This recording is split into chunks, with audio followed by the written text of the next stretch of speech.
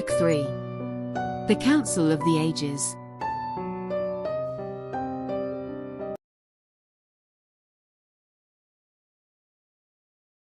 Chapter 7. Part 1.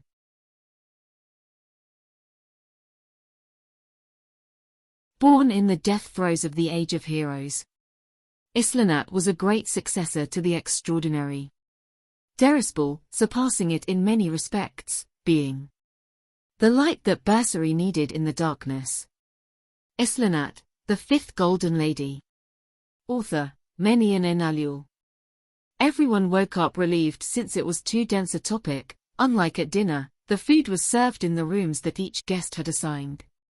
Arian ate together with his companions of the company. Was then that Agnorak arrived and presented himself to Aris and Arian. He had already served the punishment and was free, although he smelled very bad. Aris offered him at least a shirt. The half-orc promised not to screw up again. Next to him was Paulana. Arian recognized her. The half-orc explained to them the situation of the elf and Enrich's punishment. It was something very irregular, but they agreed that Paulana would stay with them, although of course she could be a spy for the elves. Agnorak answered for her. He would watch her. As soon as they talked about what was discussed in the council, they had just enough time to eat. Arian agreed to tell them everything that happened at the dinner when they would have much more time for a more leisurely explanation.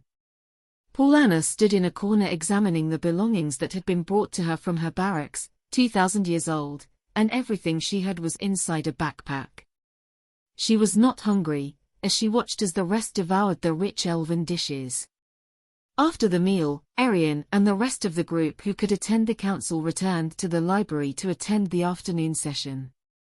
The meeting started with uncertainty. It was difficult to assimilate the new threat of the demons of the Black Abyss, and the worst, no one was sure what to do to eliminate these demons that threatened Shanaris.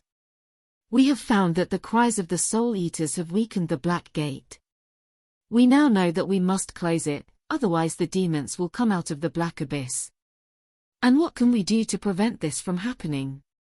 Asked Arian, who could not get out of his head that she had caused this problem. The room was silent, no one was sure what could be done. Anenko the sage took the floor as a great expert in the First Era and demonic wars. We will have to do the same as was done in the demonic wars, and then the great hero Dermidial before his fall, try to close the door. But we have luck on our side. Fortunately, thanks to the prophecy of Queen Mariva, an exact date is cited, when the two moons cross again with the great god watching. Everyone was attentive to Anenko's dissertations, since what seemed obvious to him was not so obvious to the rest. The two moons, we know that it refers to Ilta and Zaran and refers to the conjunction that exists when the two are full. The problem arises with the words, the great god watching. And this is curious, since it is a term that was only used by the elves during the First Era. And it refers to another conjunction, formed by three stars, the Great Suzal, Suzal the Lesser with Haion. For the elves of the First Age it meant a very special day. They believed that it was when the god Label descended to Shanaris and created the Palace of Heaven. But with the passage of time the importance of the conjunction of the Great God was forgotten, since it is very rare. Now, thanks to this deduction, we know that prophecy tells us that the two conjunctions have to occur at the same time on the same day, something undoubtedly extraordinary. Fedoras spoke again, leaving Anenko with the word in his mouth again. Thanks to Anenko's studies, in Tripulia we got to work, consulting all the astronomy treatises we had, and we have calculated that within 9 months that conjunction mentioned in the prophecy will occur, and moreover, the place where it will be most visible is in Itzamir itself. Ferdinand smiled in victory as he pointed his finger to the exact spot where the black door stood. To everyone's amazement, he was delighted to have made his audience impressed by his words.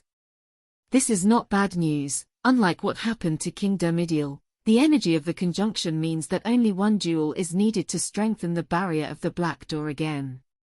On the contrary, we have no choice, since, if a jewel is not used, that same day the door will give way. We shouldn't worry. Wasn't the great barrier created by the gods to contain the demons? Asked the consul of Caesalia. Anenko smiled and then looked at Ferdinand, who had a more serious expression. No one remembered what had happened in the demonic wars. Ferdinand replied tersely. The Great Wall was not created to contain demons. Its function is to prevent the inhabitants of Shanaris from accessing the interior of Izmir. They were all silent at the magician's last words. The great King Amistral rose from his chair again. He had made up his mind. This council has the mission of going to Izmir, crossing the wall of the gods and reaching the Black Gate on the day of the conjunction. We must restore the barrier, and if it is not possible, we must defeat the demons when they come out. And then close the door in order to end the threat they pose to everyone. We need the greatest warriors of Shanaris. Gabla Lamaria exclaimed, something that was not very usual for her. Again the murmurs rose in the council. The mission was suicide and just reaching Izmir was a risk. Ferdinand raised his hand to calm the spirits. It seemed that he had an idea in mind. I propose an idea. Now we will end the meeting. Let all the kingdoms reflect on what they can contribute to the council and propose their best warriors and communicate it to the great king.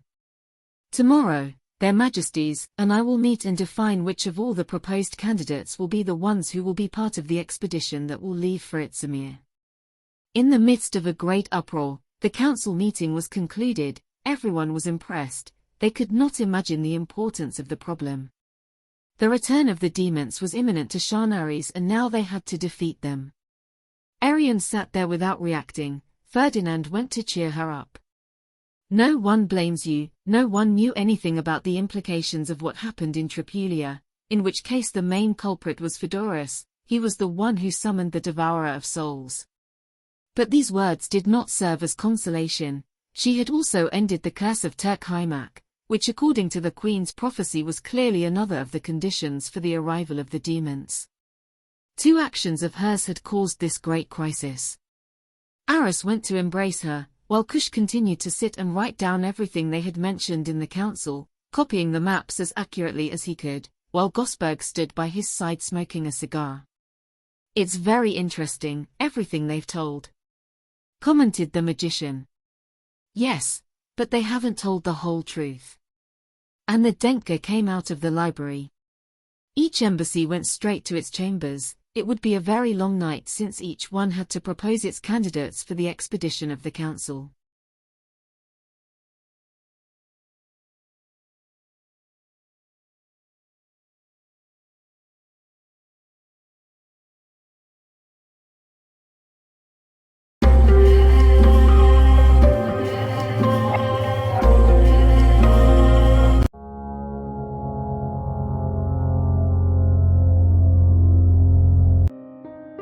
Book 3. The Council of the Ages.